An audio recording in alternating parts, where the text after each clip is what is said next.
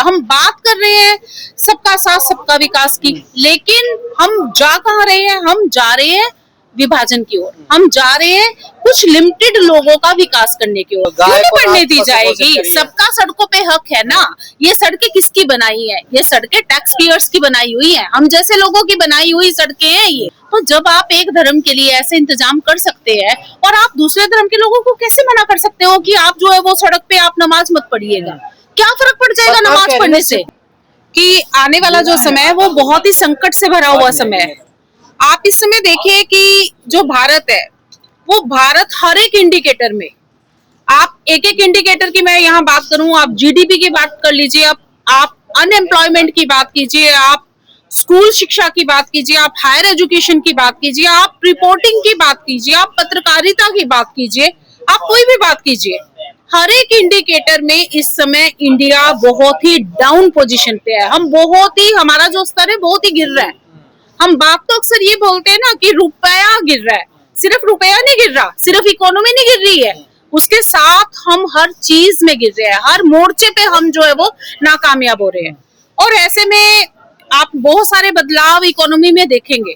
Economy में कैसे बदलाव? कि जैसे आप ये देखिए कि खुद हमें ये बात पाठ पढ़ाया जाता है कि भाई आप जो है वो सोना चांदी मत खरीदिएगा, सोना मत खरीदिएगा। आप मुझे बताइए ना, 80 करोड़ जनता के पास खाने को पैसा नहीं है, वो सरकारी जो अनाज है, राशन जो डिपो है, उसके ऊपर डिपेंड हो रही है, और हम बात कर रहे हैं सोना खरीदने की। अरे भाई, कहाँ से सोना खरीदेगा जो आदमी खाना नहीं खरीद सकता, जो अपनी बेसिक जो सुविधाएं हैं, उसके जीने की जो सुविधाएं हैं वो उनको नहीं अफोर्ड कर पा रहा, और हम उसको मना कर रहे हैं कि आप सोना मत खरीदिएगा। हम मना कर रहे हैं आप विदेश में मत जाइएगा। आप पहले डाटा तो निकालिए भाई, कितना लोग है जो हवाई यात्रा करता है, कितना लोग है पिछले कुछ सालों में टूरिज्म के नाम पे, किसी काम के नाम पे, एम्प्लॉयमेंट के नाम पे जिनका ट्रेवल होता है, जो बाहर जा रहे हो, बाहर से आ रहे हो, यहाँ पे कितना परसेंट है?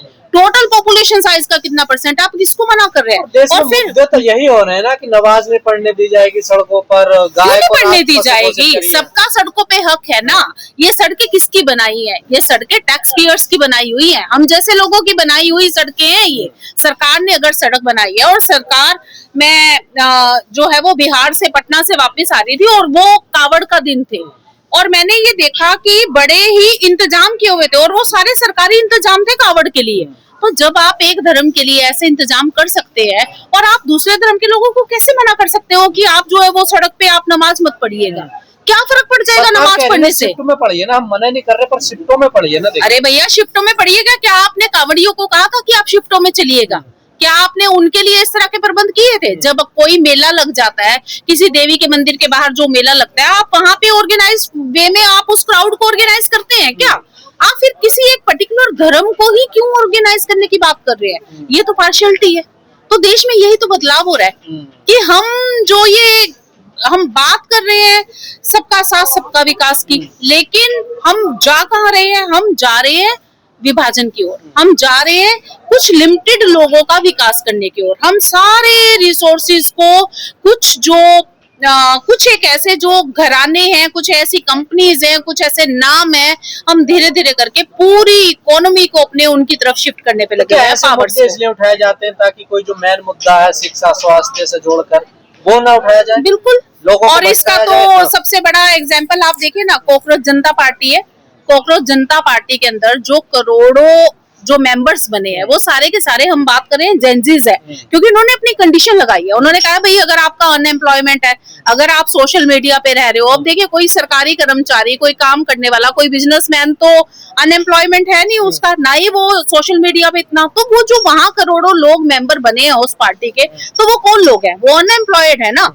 वो उनकी फ्रस्ट्रेशन है, क्योंकि सरकार आपको बोलने नहीं दे रही, तो वो अपनी फ्रस्ट्रेशन कहीं निकालेंगे ना। वो फ्रस्ट्रेशन कहाँ पे? वो मेंबरशिप के जरिए से निकालेंगे। एक छोटे से बयान से इतना बड़ा विवाद हो सकता है? बड़ा विवाद तो उससे भी ज्यादा हो सकता है। आप और कंट्रीज का एग्जांपल देखिए, जहाँ पे जो है वो रातों रात सत्ता परिवर्तन हो गया, और चिंगारी कहीं से कोई स्पार्क ही है, वो स्पार्क कहीं से निकलेगा, और वो स्पार्क फिर एक आग का काम लेगा। और मुझे लगता है कि वो स्पार्क अब इंडिया में धीरे धीरे करके वो कहीं से आना शुरू हो चुका है। अब now the time has come कि अब जो है वो लगता है कि एक हम बहुत बड़ी क्रांति की ओर मूव कर रहे हैं और आने वाले समय में क्रांति होगी डेफिनेटली। सरकार को सोचना चाहिए क्या इन चीजों पर? सरकार तो सोच ही रही है, सरकार अपने तरीके से सोच रही है।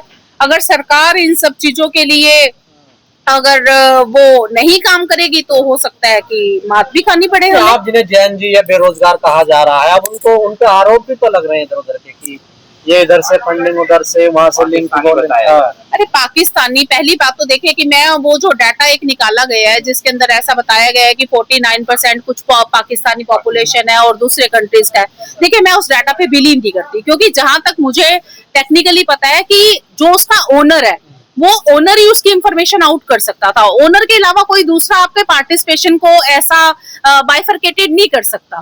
तो वो जो बाइफरकेशन है वो ओनर की तरफ से तो आया नहीं है, तो वो आपका एआई क्रिएटेड हो सकता है, सेल्फ जनरेटेड हो सकता है, प्रोपोगेंडा हो सकता है, सिर्फ ये बहकाने के लिए। फिर वही बात आ गई ना, विभाजन वाली जो नीतियां हैं इस देश की, कि आप लोगों के दिमाग में ये डाल दो कि इसमें हमारा यूथ है ही नहीं, हमारा यूथ नहीं है, बल्कि यूथ कहाँ है? पाकिस्तान। पाकिस्तान को हर जगह इस्तेमाल कर लिया जाता है। तो अब फिर कॉकरोच जनता पार्टी के पीछे पाकिस्तान की ही आइडियोलॉजी को इस्तेमाल किया जा रहा है। देश है ये हिंदू मुस्लिम मंदिर मस्जिद, इनसे बाहर निकल पाएगा या नहीं निकल पाएगा? अगर यही हालात रहे, क्योंकि ऐसे में तो जो युवा है, युवा को सचेत होने की जरूरत है। अगर युवा अपनी आवाज सही मुद्दों के लिए नहीं उठाएगा, जैसे नीट का भी जो है वो पेपर लीक हुआ, अब 22 लाख विद्यार्थी थे, लोग आह्वान कर रहे हैं भाई 22 लाख छोड़िए, आप 4 लाख 5 लाख विद्यार्थी भी अगर सड़क पे उतर जाए, एक दिन कहीं कोई एक जगह पे प्रोटेस्ट कर दिया जाए, तो मुझे लगता है कि पूरे सिस्टम की चूल हिल जाए। लेकिन वही वॉइस रेजिंग ना, कि वॉइस रेजिंग का जो परसेंटेज है, जो अफेक्टेड लोग भी हैं, अफेक्टेड जो यूथ है, वो भी इतनी कम परसेंटेज में आवाज अपनी उठा रहा है कि उसका वो फिर निष्क्रिय हो जाता है उसकी आवाज को। तो इसलिए हम जेनजिस के बारे में तो क्या कहेंगे। ये जो कॉकरोच जनता पार्टी बनी है, ये कोई भविष्य थोड़ा ही है, ये कोई राजनीति में थोड़ा नहीं, ये राजनीतिक पार्टी है नहीं है। और मुझे लगता है कि देखिए पहली बात तो ये कि जो अभी मौजूदा हमारी राष्ट्रीय पार्टीज है, राष्ट्रीय जो पॉलिटिकल पार्टीज है, कहीं ना कहीं हमें उनमें फिर दोबारा से पुनः संभावनाएं तलाशने की जरूरत है, क्योंकि हर तरह की तो पार्टी बनी हुई है ना। एक अगर हम कहें कास्ट बेस्ड पार्टी, तो भी हमारे पास राष्ट्रीय पार्टी है। अगर हम कहें कि सामाजिक जो लोग काम कर रहे हैं, तो उस पर आधारित पार्टी भी हमारे पास है। तो एक नई पार्टी बन जाने से क्या ही होगा, कुछ कोई पर्पस हमारा सोल्व नहीं होगा। और जहां तक मुझे समझ आ रहा है कि ये कॉकरोच जनता पार्टी कोई राजनीतिक पार्टी है भी नहीं, ये तो सिर्फ आपका एक it's a way of agitation. कुछ लोग अपने आप को जो बाहर खुल के वॉइस नहीं रेज कर सकते, वो इसके जरिए से, कुछ एक पोस्ट के जरिए से जो है वो अपनी आवाज को कहीं ना कहीं पीछे, मतलब बैकग्राउंड में रहते हुए पर्दे के पीछे वो उठा रहे हैं। अगर एक मंच पे आ जाते हैं, एक प्लेटफॉर्म पे आ जाते हैं, तो उनकी आवाज या उनके अंदर तो कुछ होगा ना। उनके अंदर एक फ्रस्ट्रेशन है, उनके अंदर एक फ्रस्ट्रेशन है, जो हमारा एक डेमोक्रेटिक राइट है फ्रीडम ऑफ स्पीच का, वो कहीं ना कहीं खत्म हो रहा है। जो भी व्यक्ति जो है वो बोलता है, खुल के सिस्टम के खिलाफ बोलता है, सिस्टम जिन चीजों की अनदेखी कर रहा है उसके खिलाफ बोलता है, तो होता क्या है, उसको उठाती है, उस पे तरह तरह की, मतलब जो है वो कहीं ईडी से छापा मरवा दिया जाता है, जब आपका दिल करता है सीबीआई को पीछे पड़वा दिया जाता है, और नहीं कुछ बनता तो फेक एफआईआर लॉस करके जो है वो आपको जेल में डाल दिया जाता है।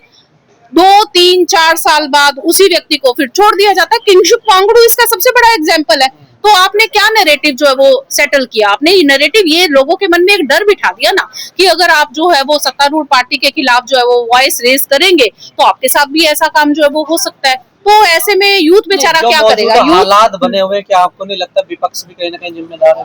देखिए विपक्ष का जब दौर रहा, जब कभी वो सत्ता में थे, तो उन्होंने अपनी सत्ता में रहते हुए जो कमियां रखी, जो लूप होल उन्होंने छोड़े, आज वो शायद कहीं ना कहीं इन चीजों के लिए जिम्मेवार है। ठीक है, आज वो विपक्ष है, उनको कर्तव्य निभा रहा है, विपक्ष अपना कर्तव्य निभा रहा है।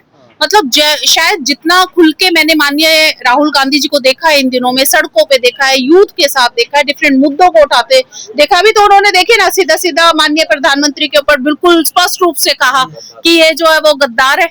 तो इससे ज्यादा विपक्ष जो है वो और क्या करेगा, वो तो वॉइस रेज कर सकता है, मुद्दे उठा सकता है। वो अलग बात है कि उनकी बात को एक विपक्ष में जो एक डेमोक्रेटिक सिस्टम में जितना वेटेज देना चाहिए जो है वो उतना उनको वेट नहीं मिल रहा है। उनको डिफरेंट तरह के डिसीजन में पार्टिसिपेशन का उनका जो राइट है वो कहीं ना कहीं मर रहा है, उनके साथ भी वही हो रहा है। तो ये है।